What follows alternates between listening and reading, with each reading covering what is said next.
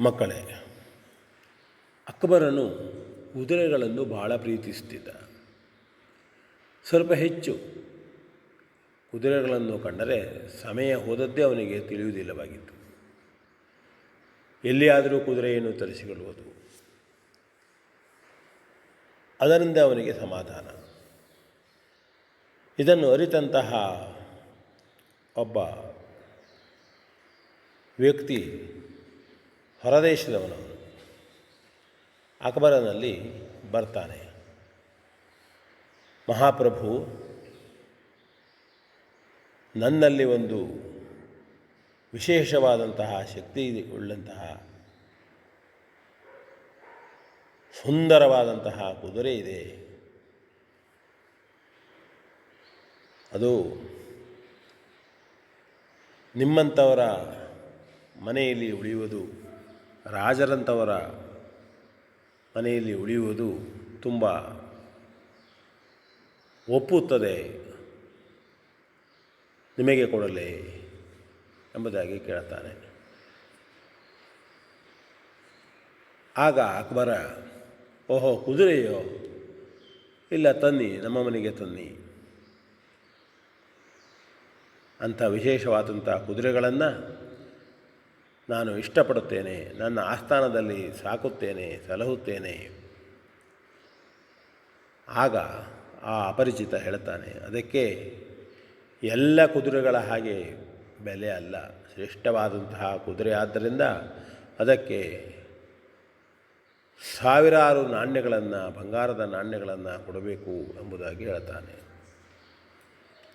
ಹೌದೇ, ಅದೇನು ದೊಡ್ಡ ವಿಷಯವಲ್ಲ ನನಗೆ ಅಂತ ಹೇಳಿ ಅಕ್ಬರ ಕೂಡಲೇ ತನ್ನ ಭಟರಿಗೆ ಆಜ್ಞಾಪಿಸುತ್ತಾನೆ, 1000 ನಾಣ್ಯಗಳನ್ನು ಕೊಡಿ ಇವನಿಗೆ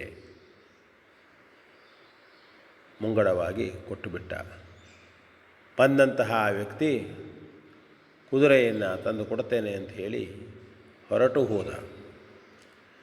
ಅದೇ ಸಂದರ್ಭದಲ್ಲಿ ಅಲ್ಲಿಗೆ ಬೀರ್ಬಲ್ಲ ಬರ್ತಾನೆ. ಇದನ್ನು ನೋಡ್ತಾನೆ. ಆದರೂ ಅವನು ಯಾವ ಪ್ರತಿಕ್ರಿಯೆಯನ್ನು ನೀಡುವುದಿಲ್ಲ.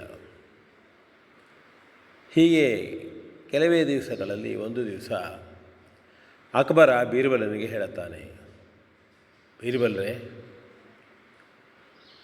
ನಮ್ಮ ರಾಜ್ಯದಲ್ಲಿ ಎಷ್ಟು ಮೂರ್ಖರಿದ್ದಾರೆ ಅವರ ಪಟ್ಟಿ ಮಾಡಿ.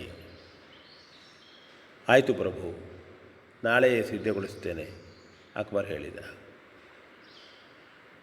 ಮಾರನೇ ದಿನ ಅಕ್ಬರನ ಎದುರಿನಲ್ಲಿ ಬೀರ್ಬಲ್ಲ ಒಂದು ದೊಡ್ಡದಾದಂತಹ ಮೂರ್ಖರ ಪಟ್ಟಿಯನ್ನು ಇಟ್ಟ. ಅಕ್ಬರ ನೋಡ್ತಾನೆ, ಮೂರ್ಖರ ಪಟ್ಟಿಯಲ್ಲಿ ಮೊದಲನೇ ಹೆಸರು ಅಕ್ಬರ್ ಬಾದ್ಶಾ ಅಂದು. ಸಿಟ್ಟು ಬಂತು ಅಕ್ಬರ್ನಿಗೆ. ಏನು ಬೀರ್ಬಲ ಮಂತ್ರಿಗಳೇ, ಇದೇನು ಎಲ್ಲ ಸಮಯದಲ್ಲಿ ನೀವು ಹಾಸ್ಯ ಮಾಡ್ತೀರ, ಜೋಕ್ ಮಾಡ್ತೀರ? ಸಲ್ಲದು, ನನ್ನ ಹೆಸರನ್ನು ಬರೆದಿದ್ದೀರಲ್ಲ ಇಲ್ಲಿ.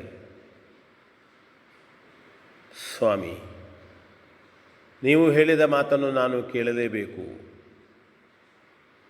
ನನ್ನಲ್ಲಿ ಕಪಟವಿಲ್ಲ, ವಂಚನೆ ಇಲ್ಲ. ನನ್ನ ಮನಸ್ಸಿನಲ್ಲಿ ಏನು ಅನಿಸಿದೆಯೋ, ಯಾರು ಮೂರ್ಖರೆಂದು ತಿಳಿದಿದ್ದೇನೆಯೋ ಅವರ ಹೆಸರನ್ನು ಮಾತ್ರ ಬರೆದಿದ್ದೇನೆ. ಹೌದೇ, ಹೇಗೆ ಅದು ಎಂಬುದಾಗಿ ಸಿಟ್ಟಿನಿಂದಲೇ ಅಕ್ಬರ ಕೇಳ್ತಾನೆ. ಪ್ರಭುಗಳೇ, ಒಂದು ದೇಶದ ಪ್ರಭುಗಳಾಗಿ ಅನೇಕ ವರ್ಷಗಳು ಆಡಳಿತ ಮಾಡಿದಂಥವರು ಯಾರೋ ಒಬ್ಬ ಅಪರಿಚಿತ ಬಂದು ತಾನು ಕುದುರೆಯನ್ನು ಕೊಡುತ್ತೇನೆ ಎಂದ ಕೂಡಲೇ ಅವನಿಗೆ 1000 ಬಂಗಾರದ ನಾಣ್ಯಗಳನ್ನು ಕೊಟ್ಟು ಕಳಿಸುವಾಗ ಅವನು ಬರುತ್ತಾನೆಯೇ ಇಲ್ಲವೇ, ಅವನ ಪರಿಚಯವೇನು ಎಂಬುದರ ಬಗ್ಗೆ ತಿಳಿದುಕೊಳ್ಳದೆ ಕೊಟ್ಟವರು